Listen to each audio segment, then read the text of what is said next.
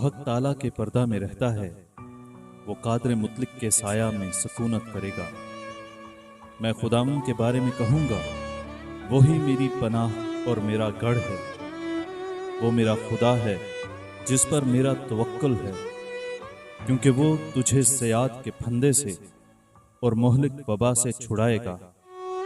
وہ تجھے اپنے پروں سے چھپا لے گا اور تجھے اس کے بازوؤں کے نیچے پناہ ملے گی۔ اس کی سچائی ڈھال اور ستر ہے۔ تو نہ رات کی ہیبت سے ڈرے گا، نہ دن کو اڑنے والے تیر سے، نہ اس وبا سے جو اندھیرے میں چلتی ہے، نہ اس ہلاکت سے جو دوپہر کو ویران کرتی ہے۔